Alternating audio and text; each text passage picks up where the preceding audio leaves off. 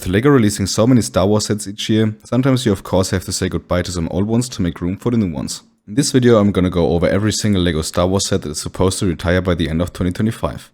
Of course, this list is subject to change as LEGO sometimes extends or shortens the shelf life for a certain set, but most of this list is probably gonna be correct. Starting off with set number 30708 Millennium Falcon mini build, this set retails for roughly $5 and roughly €4. Yeah, I don't think that many people will miss this set on the shelves. It's okay, but nothing special. Set number 40755 Imperial Dropship vs Rebel Scout Speeder, the next set on this list.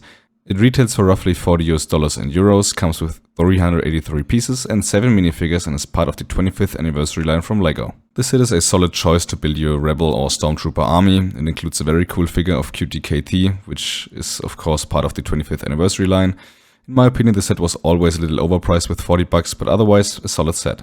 Then there's also two UCS sets leaving us by the end of this year. First one is set number 75331, the Razor Crest, and the second one is set number 75355, X-Wing Starfighter. The UCS Razor Crest was released in October of 2022, comes with 5 figures and 6,187 pieces and retails for roughly $600 and euros. The UCS X-Wing Starfighter, released in May of 2023, retails for roughly $240 and euros and includes 2 minifigures and 1,953 pieces. In my opinion, both sets look phenomenal on display. I think the building techniques here look great. I think these are awesome UCS models.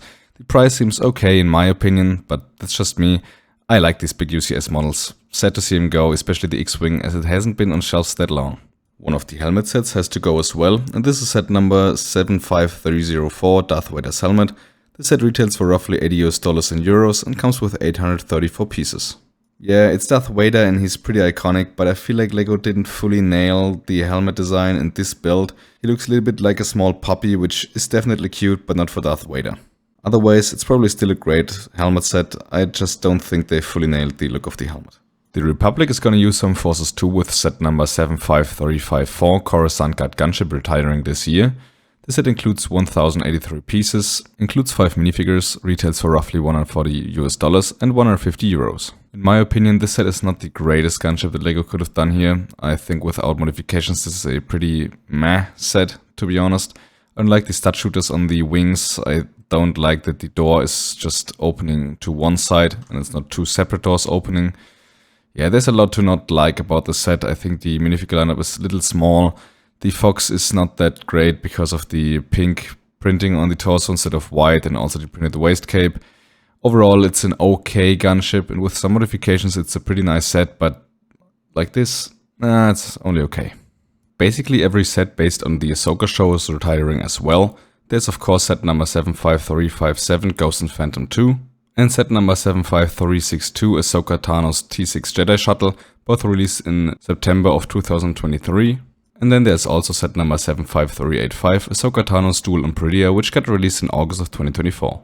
All LEGO Star Wars sets based on the Ahsoka show had some amazing minifigures. I think the T6 Jedi Shuttle and also the Ghost and Phantom 2 set were okay priced and also some solid builds.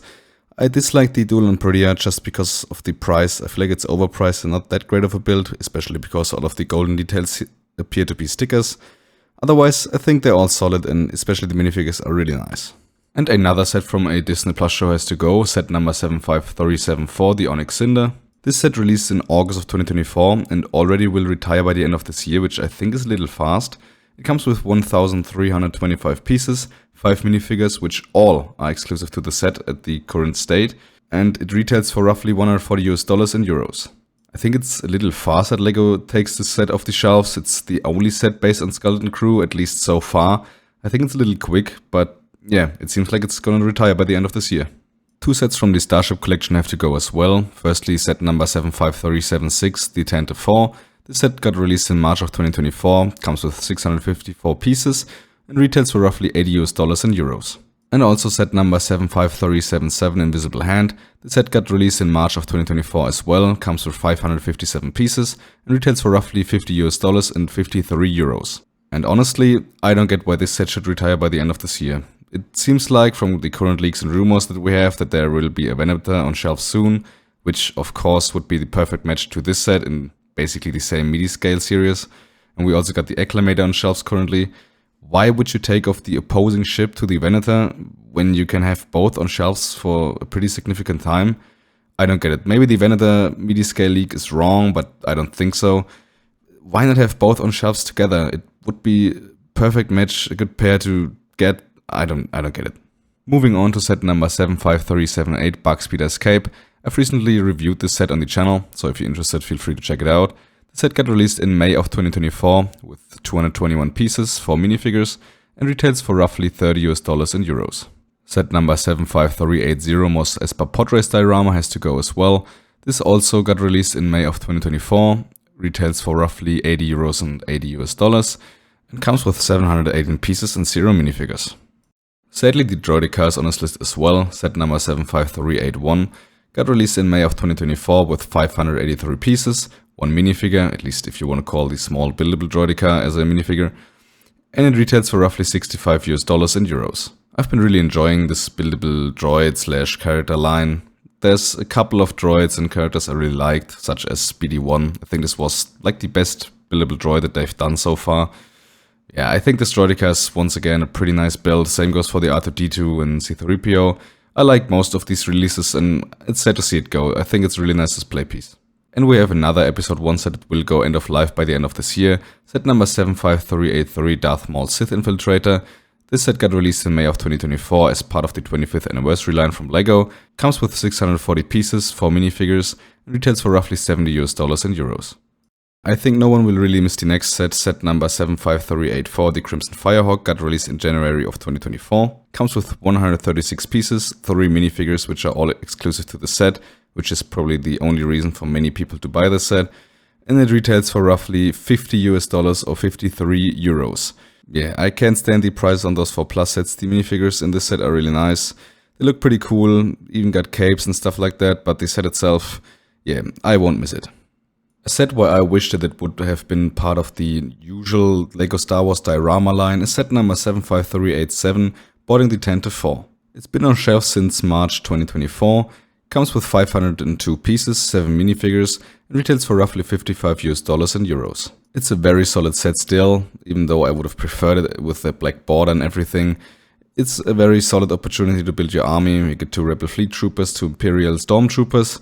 You get a very cool Vader with arm prints, you get Captain Antilles, and of course you get clone ARC Trooper 5s, which is the first time that this figure has been made, which is amazing. Yeah, it's not perfect, but I still really like the way that LEGO went for the 25th anniversary line to include figures that otherwise wouldn't have been included in sets. Yeah, it's a great set, just I would have preferred it to be part of the actual diorama line. Also retiring is set number 75386, Paz Vizsla and Moff Gideon Battle. This set got released in June of 2024 with 289 pieces, 4 minifigures, and retails for roughly $40 US in euros. Well, I'm not the biggest fan of the build of this set. I really like the minifigures. I think the 2 Praetorian Guards look amazing. Moff Gideon has a really cool helmet, and Paz Vizsla was from the start on a really cool figure. Moving on to set number 75390, Luke Skywalker X-Wing Mech. This set released in June of 2024 with 195 pieces, 1 minifigure being of course Luke Skywalker, and retails for roughly $16 US in euros. Yeah, I'm not the biggest fan of those mechs, but I feel like this is the coolest one because it has this Transformer sort of feel, because it's like a transformed X-Wing. Yeah, solid set. Next up, there's set number 75392, Creative Play Droid Builder. It released in August of 2024, comes with 1,186 pieces, 2 minifigures, if you count Lola as a minifigure, and of course young Leia from the Obi-Wan Kenobi show. It retails for roughly €100 and US. And yeah, the most noticeable thing about the set for me is young Leia from the Kenobi show with Lola. I don't really care about the droid builds. Yeah, Chopper, R2-D2, I think this is R2KT, and I don't know who the black droid is. Solid set, I guess, but yeah, nothing that interests me. Set number 75393, TIE Fighter and X-Wing mashup will retire as well.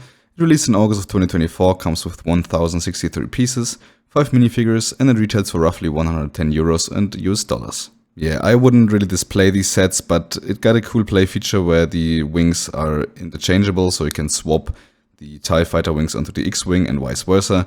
The minifigures are really cool, but yeah, nothing I really care about. Solid set, but yeah, not anything for me in particular. The second to last set is likely going to retire this year, set number 75396, Desert Skiff and Sarlacc Pit. The set got released in August of 2024, comes with 558 pieces, 6 minifigures, is part of the 25th anniversary line and retails for roughly $80 and euros. While I feel like the set is a little overpriced, I really like the minifigures in the set. We of course get Luke Skywalker, Boba Fett, Lando in his gift card version, you get Han Solo and Chewbacca, and the awesome 25th anniversary figure from 9numb.